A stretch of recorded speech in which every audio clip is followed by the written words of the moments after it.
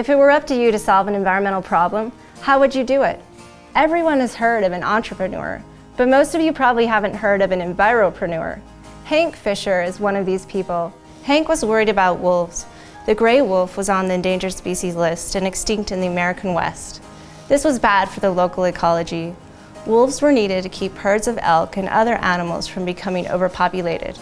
So Hank made it his mission to help bring wolves back to their natural habitat.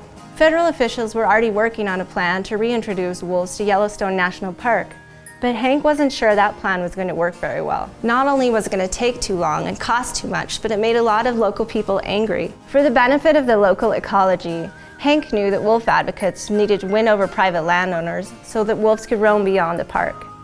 So Hank began meeting with his biggest opponents, the ranchers surrounding Yellowstone.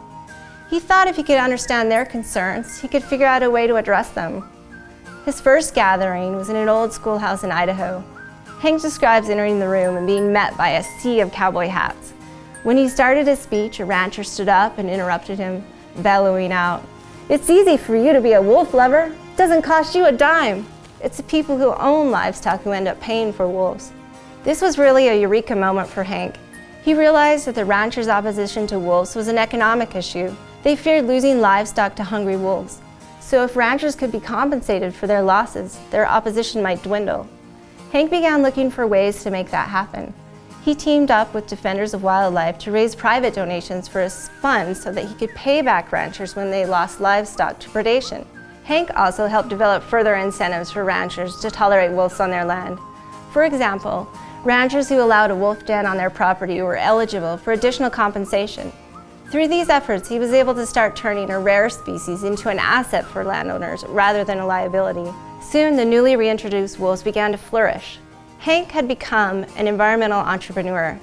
By observing the incentives at work, he was able to find a solution that won the voluntary cooperation of local people.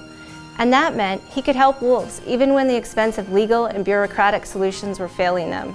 You may think that this is just one small example, but this really is happening all over the world. In Africa, South America, and Asia, the nonprofit I work for, PERC, offers support and ideas to entrepreneurs like these who want to make a real difference for the environment. Don't you think that if we can inspire more enviropreneurs, we can solve some of the greatest environmental challenges? Today, wolves are thriving in the West.